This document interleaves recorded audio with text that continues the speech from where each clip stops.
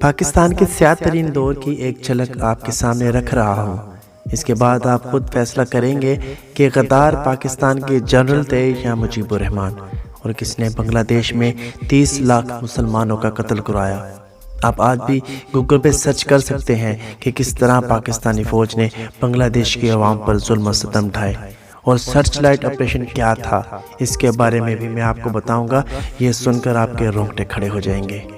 بسم اللہ الرحمن الرحیم۔ السلام علیکم ناظرین، میں ہوں عمران خان کا سپاہی اور آپ دیکھ رہے ہیں ڈیلی ڈسپیچ۔ پاکستان کے پہلے عام انتخابات 7 دسمبر 1970 کو ہوئے۔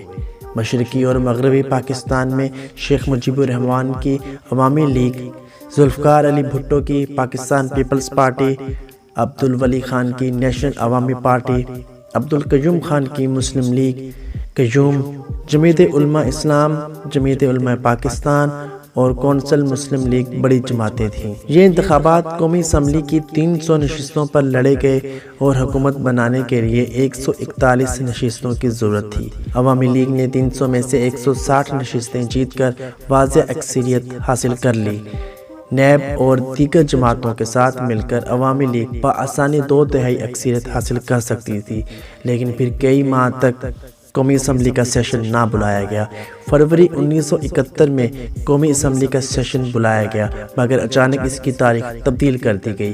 1 مارچ کو سیشن ایک مرتبہ پھر بلایا گیا، لیکن پھر ایک دن بھٹو صاحب کی جنرل یحییٰ خان سے کئی گھنٹے کی ملاقات ہوئی اور اچانک سے یہ سیشن منسوخ کر دیا گیا اور قومی اسمبلی کا پہلا سیشن 25 مارچ تک کے لیے ملتوی ہو گیا۔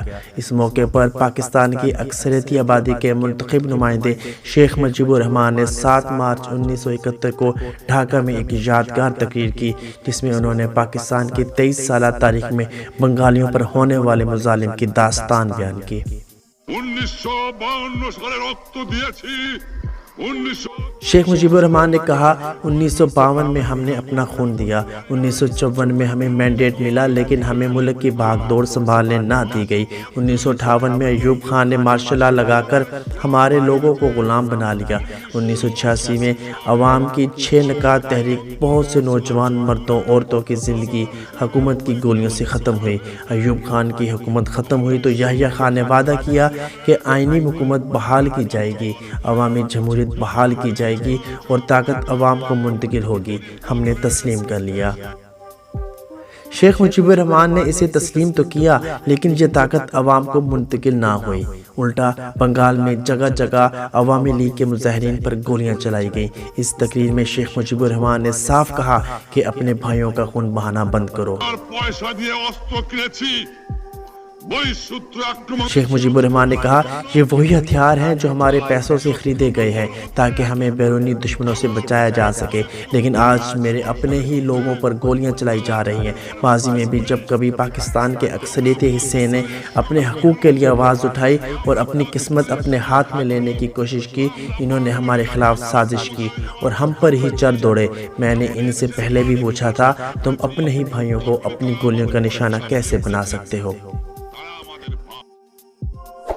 عمران خان کو چاہنے والے ہمارے چینل کو ضرور سبسکرائب کریں۔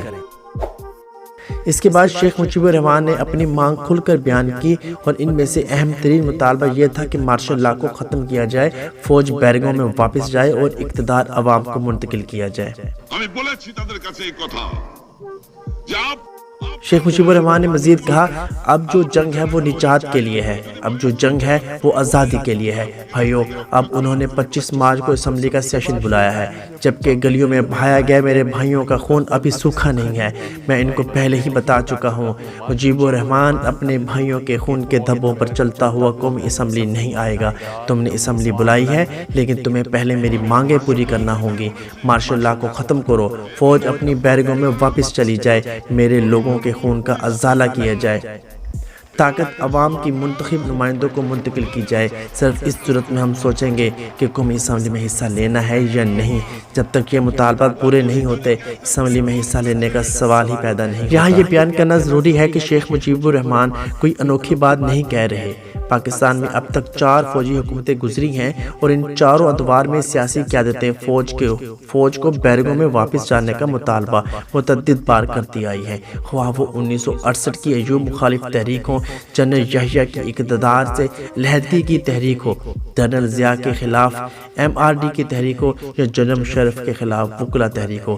ساتھ ساتھ یہ بتانا بھی ضروری ہے کہ پاکستان کے تمام جمہوری رہنما بشمول شیخ مجیب الرحمان، ذوالفقار علی بھٹو، بینظیر بھٹو، نواز شریف اور عمران خان بھی یہ مطالبہ مختلف ادوار میں دہراتے رہے ہیں، تاہم جنرل یحییٰ خان کی حکومت اور ذوالفقار علی بھٹو اس بات پر بضد رہے کہ اقتدار کسی صورت مشرقی پاکستان کو منتقل نہیں کیا جائے گا۔ بالآخر 26 مارچ 1971 کو بنگال میں آپریشن سرچ لائٹ شروع کر دیا گیا، جو آپریشن 16 دسمبر 1971 کو پاکستان کی 54% آبادی والے حصے کے بنگلہ دیش بن جانے پر ختم ہوا۔ ناظرین، کیا آپ جانتے ہیں سرچ لائٹ آپریشن کیا تھا؟ سرچ لائٹ آپریشن میں ریاست پاکستان کی فوج نے بنگلہ دیش کے 30 لاکھ مسلمانوں کا قتل عام کیا تھا۔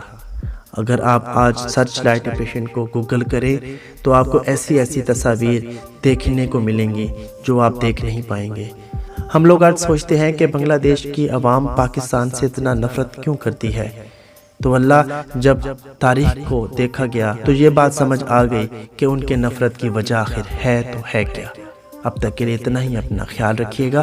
اللہ عمران خان کا حامی و ناصر ہو۔